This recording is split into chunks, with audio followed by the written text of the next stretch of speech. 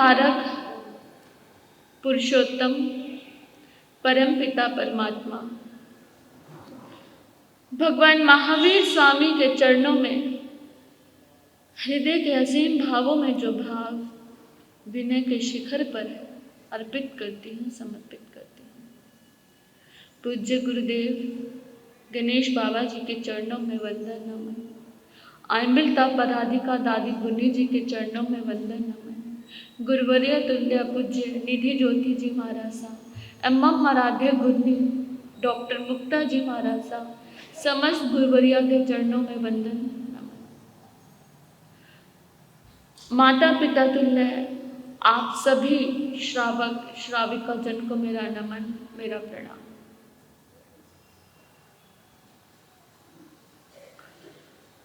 हमारे जीवन में सबसे बड़ा जो उपद्रव है, जो बाधा है, वो क्या है? हमारे जीवन में सबसे बड़ा उपद्रव क्या है? अकेलापन। क्या है? अकेलापन। हमारे आसपास चारों तरफ नजर दौड़ाकर देखो, ये जो घर है, मकान है, रिश्ते हैं, समाज है, सब कुछ आपका यहाँ आना, हमारा आपको सुनाना, सब कुछ क्या है? अकेलेपन से भागने के उपाय हैं। हम अकेले नहीं होना चाहते। अकेलेपन से भागने के लिए क्या है? संगीत है, टीवी है, मोबाइल है, अखबार है। हर क्षण हम, आपका व्यापार है, आपकी रसोई है, आपके बच्चे तक भी हम अपने अकेलेपन को दूर करने के लिए, बच्चों का भी क्या होता है? सहारा होता है। पति पत्नी के रिश्ते हैं, भाई बहन के रिश्ते हैं, यहाँ तक कि जो भी कुछ नजर आ रहा है, सब कुछ हमारा अकेलेपन से भागने के क्या है? उपाय हैं, तरीके हैं। मानव बुद्धि बड़ी चालाक है। वो अपने लिए, अपने सुख के लिए, अपने अकेलेपन को ढकने के लिए कि कभी वो अकेलापन आ ना जाए, उसके लिए क्या करता है? सारे प्रयास करता रहता है। लेकिन कहते हैं जब तक जीवन में अकेलापन नहीं आता, तब तक जीवन में अध्यात्म भी नहीं आता। जब तक आप अकेले नहीं होते, तब तक आप आध्यात्मिक भी नहीं हो सकते। और कहते हैं कि महाराज सब कब होए अकेले, कैसे होए? हम आपकी बात सुनते हैं, प्रवचन सुनते हैं, किताब पढ़ते हैं, भजन सुनते हैं, इतना सुनने के बाद भी, इतने सालों से सुनते आ रहे हैं, लेकिन मन में कभी भी, हृदय में परमात्मा के प्रति प्रेम, भक्ति कुछ जागता ही नहीं। कैसे जागेगा? जीवन हर किसी को वो मार्ग देता है, हर किसी को वो मौका देता है कि वो जाग सके। हम सबके जीवन में दुख आते हैं, सबके जीवन में दुख आते हैं कि जो आपके दुख की परिभाषा जो है, किसी को व्यापार में दुख है, किसी को जेठानी देवरानी सास का, सबके जीवन में अपने अपने मान्यता के अनुसार क्या आते हैं? दुख आते हैं। पर उस दुख में हम जागते हैं क्या? नहीं। वो दुख क्या है? वो परमात्मा का दिया हुआ वरदान है कि तुम जब अकेले हो, दुख में आप सबसे ज्यादा अकेले होते हो, तो जाग जाओ, उस समय जाग जाओ। पर लेकिन हम नहीं जागते। जैसे ही हमें दुख आता है, हम उसे भरने की कोशिश करने लग जाते हैं कि ऐसा करने से ये दुख चला जाएगा, ऐसा करूं तो ये दुख खत्म हो जाएगा। हमारी तुरंत, कहते हैं कि इंसान 5 मिनट भी अकेला बैठकर, अकेला, बिल्कुल अकेला, अपने साथ रह नहीं सकता, पागल हो जाता है। अपने विचारों में उसके विचार ही उसे इतना खाने लगते हैं, इतना परेशान करने लगते हैं कि वो पागल हो जाए। तो अकेलेपन को अपना साथी बनाना और जीवन में अकेलेपन को अपनाना कि कभी किसी क्षण अध्यात्म का वो एक क्षण हमारे क्या हो जाए? भीतर उतर जाए। और डर किस चीज से सबसे ज्यादा लगता है? मृत्यु से लगता है। एक लकड़हारा है, आपकी तरह, हमारी तरह उसकी दैनिक क्रिया है, थोड़ी भिन्न होगी। रोज लकड़ियां काटता है, जंगल में जाता है, जंगल से लकड़ियां काट कर लाता है और बाजार में जाकर बेच देता है।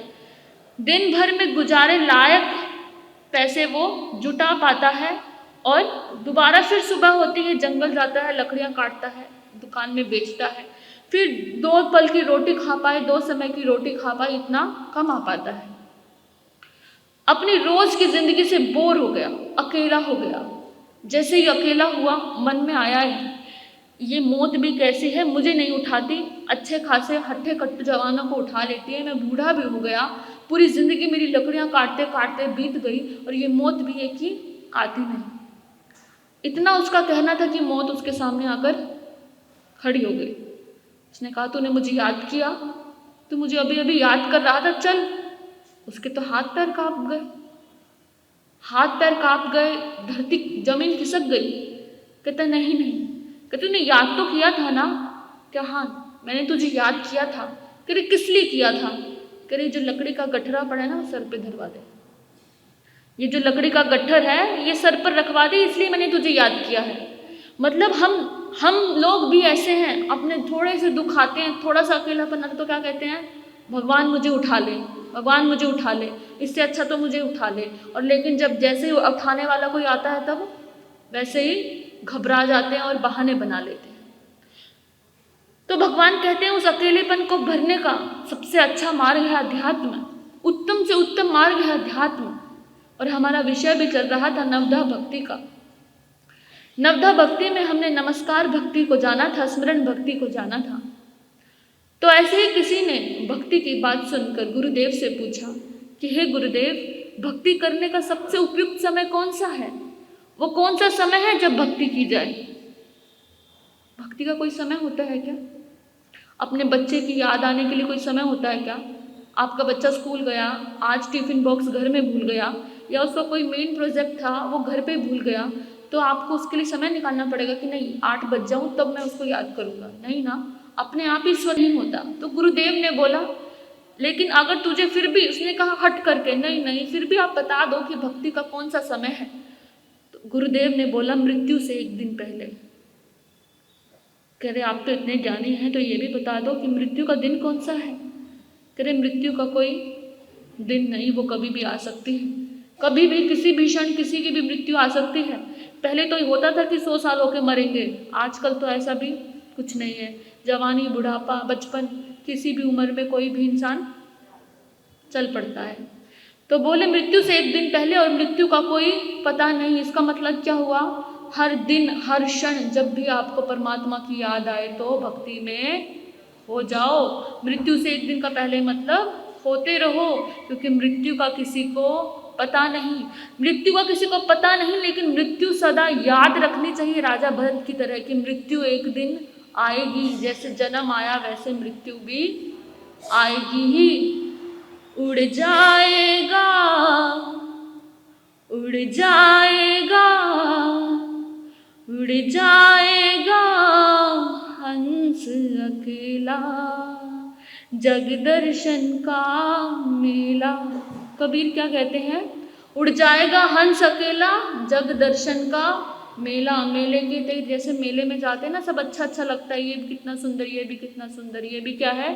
जग दर्शन के मेले जैसा है। तो नवदा भक्ति में एक भक्ति का वर्णन आता है कीर्तन। क्या? कीर्तन। तो आज हमें भ्रांतियां लगती है कि कीर्तन का मतलब है ताली बजाओ, ढोल बजा के गाने गा लो, हाँ वो मस्ती छिछोरे गाने, गीत गाओ, छिछोरे गानों पे नाचो, भगवान के नाम के गानों के, हाँ तो हमें लगता है ये कीर्तन है। नहीं, वो कीर्तन नहीं है। कीर्तन हो तो किसके जैसा? मीरा जैसा। मीरा को जानते हो, कहानियां सुनी होंगी। जिस महल को, जिस सुख सुविधा को पाने के लिए हम इतना प्रयास करते हैं, दिन रात प्रार्थना करते हैं कि हमें ये वाला मिले, हमारे बेटे का काम बन जाए, पति का काम बन जाए, वो मीरा रानी महलों में बैठी है, महलों में बैठी है, राज रानी है, ठाठ से उसका जीवन है, लेकिन भगवान के प्रति भक्ति ऐसे है कि उसे कुछ भी सुध बुध रहती नहीं है। अब देखो मीरा के जीवन कैसा ऐसा हो गया, क्योंकि मीरा के जीवन में बहुत अकेलापन आया, इतना अकेलापन आया, लेकिन उसने उस अकेलेपन को बाहर की बातों से भरा नहीं। आपको अकेलापन होता है, घबराहट होती है, हम फोन लेके बैठ जाते हैं, टीवी चला लेते हैं कि मन क्या हो जाएगा, डाइवर्ट हो जाएगा, अरे मन को ठीक कर लेंगे। लेकिन मीरा ने अपने अकेलेपन को भरा नहीं, परमात्मा की ओर लगा दिया। उस महल में रहती हुई वो बिल्कुल अकेली है, बस अपने परमात्मा के स्मरण में खोई रहती है। तो उनके ससुराल वालों ने कहा, या तो तू ये जहर का प्याला पी ले, और अगर तूने जहर का प्याला पी लिया, अगर तू बच गई तो तेरे को हम जाने देंगे। तो उन्होंने कहा, जहर पीकर कौन बचता है? अगर ये जहर का प्याला पी भी ले तो बचेगी कैसे? मर जाएगी। और पहले क्या था, हमारा घर, हमारा परिवार, हमारा कुल, ये स्त्री जाके बाहर हमारी क्या कटाएगी? नाक कटाएगी, गीत गाती रहती है, उसको भान ही नहीं रहता। मीरा तो खत्म हो गई, अंदर उसकी भक्ति गा रही है, उसको भान ही नहीं है कि वो बाहर गा रही है या नाच रही है, क्या हो रहा है उसके साथ। तो उसके ससुराल वालों ने कहा, तो या तो ये जहर का प्याला पी ले, अगर तू बच गई तो हम तेरे को महल से जाने देंगे। मीरा ने सोचा, बड़ा सुंदर अवसर है, नहीं तो हम पी लेंगे क्या जहर का प्याला? पहले तो हमें रानी बनकर किसी महल में रहेंगे तो हम वो महल छोड़ना ही नहीं चाहेंगे, क्योंकि हमारी तो प्यास ही महल में रहने की है। लेकिन मीरा ने एक क्षण भी नहीं लगाया और जहर का प्याला पी गई। जहर का प्याला पी गई, लेकिन मीरा को कुछ भी हुआ नहीं। सब देखकर हैरान हो गए, देखते रहे, और उन्होंने हाथ जोड़कर कहा कि अब तुम्हें रखकर क्या फायदा है? तुम्हारे ऊपर तो जहर का भी कोई असर नहीं है, तुम जाती हो तो जाओ। निकल पड़ी मीरा रास्ते में, सड़कों पर गाती है। क्या गाती है? पकड़ लो हाथ बनवारी। क्या हमारी प्यास निकली ऐसे? नहीं, पर हम तो किसको कह रहे हैं? अपने पति को कह रहे हैं, अपनी पत्नी को कह रहे हैं, अपने संगी साथी को कह रहे हैं कि हाथ पकड़ लो, जबकि पता है ये हाथ पकड़ने वाला छूटेगा ही, छोड़ेगा ही। एक जैसा समय कभी रहता ही नहीं। जैसे मन भरने की बात है, जैसा मन भरा अकेलापन आया, आप छूटे। कितने प्रेम प्रसंग आपके चले हो, कितना प्रेम हो, सब छूटेगा ही। लेकिन मीरा किसको कह रही है?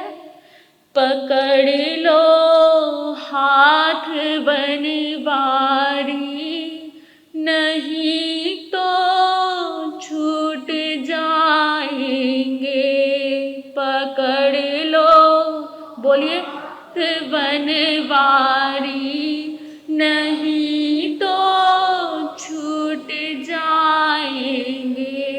हमारा कुछ ना बिगड़ेगा, तुम्हारी लाज जाएगी।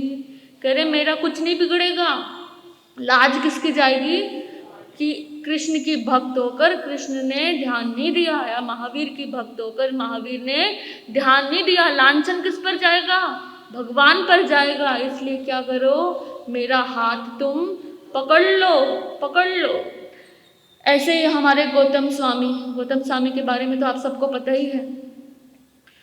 भगवान महावीर की करुणा देखिए, उन्हें पता था कि गौतम को अत्यंत प्रेम है, मोह नहीं था गौतम को। अगर मोह होता उसी जन्म में, उसी क्षण में छूटता नहीं। अत्यंत प्रेम है गौतम को, भगवान महावीर स्वामी के अलावा कोई दिखता नहीं। जहाँ हर कोई भगवान महावीर से आत्मा का ज्ञान प्राप्त करने आता है, आत्मा के बारे में पूछता है, अपने स्वयं के बारे में पूछता है, वहीं गौतम केवल भगवान को देखते रहते हैं, उनकी अमृत वाणी को सुनकर प्रसन्न होते रहते हैं। ऐसा भाव उनके हृदय में आता रहता है कि भगवान को देखता रहूं,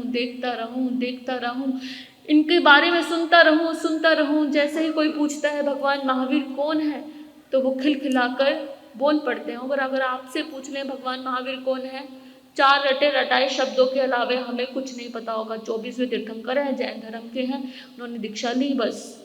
इससे ज़्यादा ना हमें भगवान महावीर के सूत्रों के बारे में कुछ पता है, ना भगवान महावीर के बारे में कुछ पता है।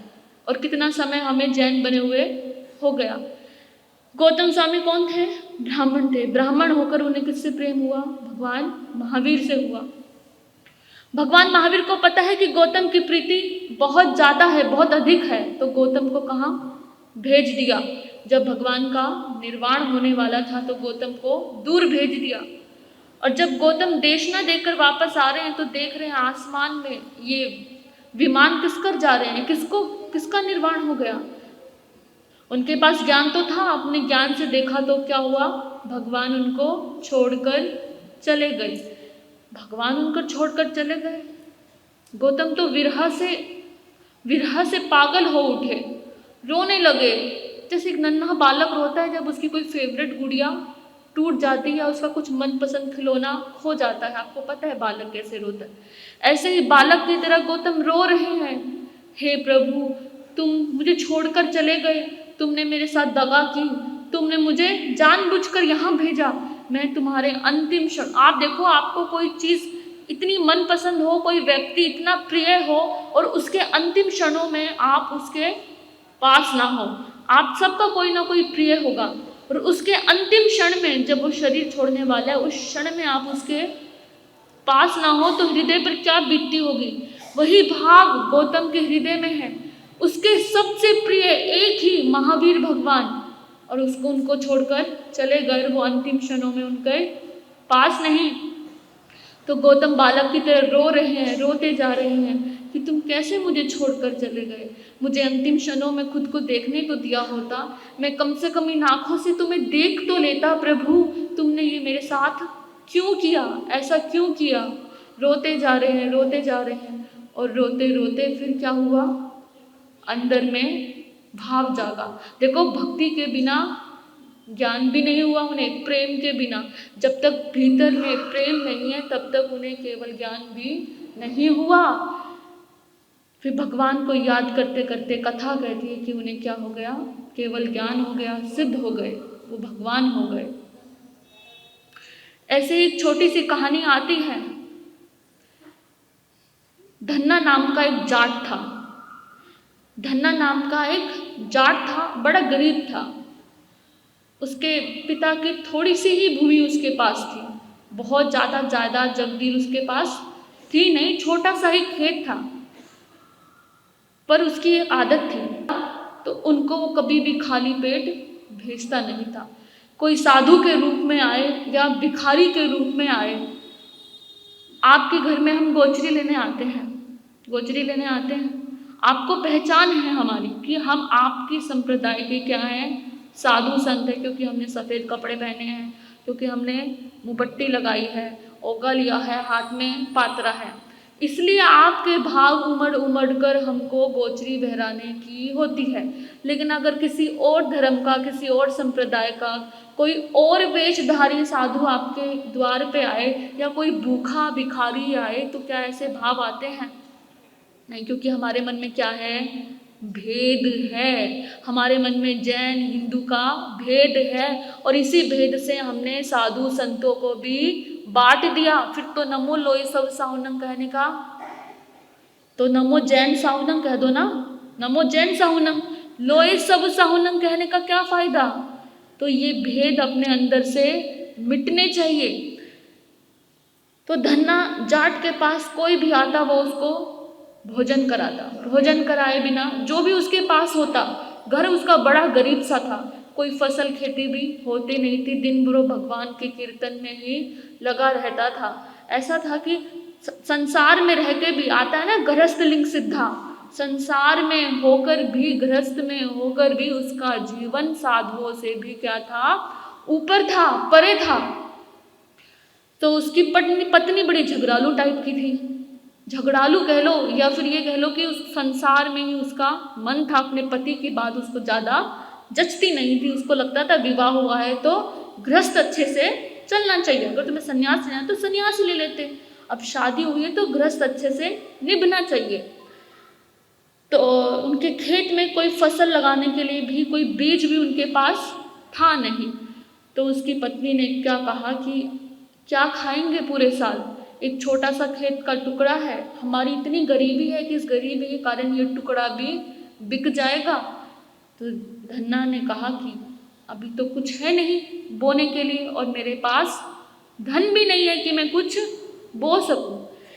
तो उसका व्यवहार उसके पड़ोसियों से अच्छा था, उसकी पत्नी का। वो पड़ोस में गई, सबसे एक एक सेर मांगकर 4 सेर उसने इकट्ठे कर लिए और अपने पति को लाकर 4 सेर बाजरे के या ज्वारे के लाकर दिए और कहा कि इनको तुम खेत में बो दो, कुछ तो फसल होगी, कुछ थोड़ा बहुत मुनाफा भी हो जाएगा और मुनाफा ना भी हो तो हमारे खाने लायक भोजन तो निकल ही जाएगा।